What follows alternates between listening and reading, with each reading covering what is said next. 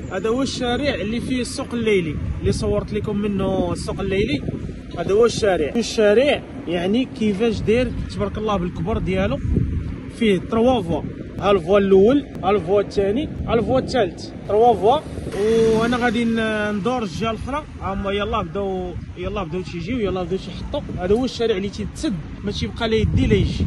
شوفوا قداش هذا الشارع، يعني هاد البوتيكات كاملين ما تيبقاوش يبانوا اللي في الجناب، مع هذوك الناس اللي كيكونوا حاطين هنايا. كما قلت لكم هذا الشارع ما تيحبسوه واحد الوقيته، يعني بالليل نقولوا حنايا 6 العشيه 7 العشيه تيحبسوه صافي. تيحطوا يعني الناس هما الطوابل يلاه جايين، هما يلاه كيستاليو، تيحطوا كل واحد تيجيب داك البياسات اللي عنده كيبيعهم، تيترزق الله. وميم طو كاين الهيه، كاين بلاصه الماكله، صحاب الماكله.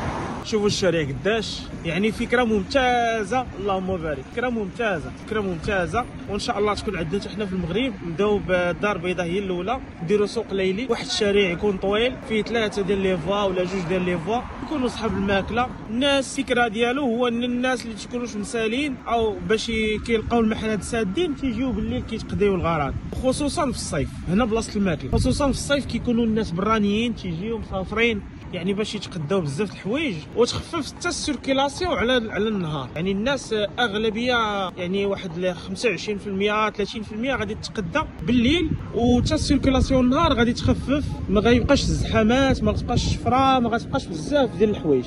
انا كنبارطاجي معكم دابا شارع خاوي يعني خاوي. وبالليل راني شاركت معكم الفيديو ديال السوق الليلي كيفاش داير بالليل. يعني ما تعرفوش الا كنتي اول مره مثلا غادي تجي او لا اول مره غتشوف الشارع ما غاديش تعرفوا.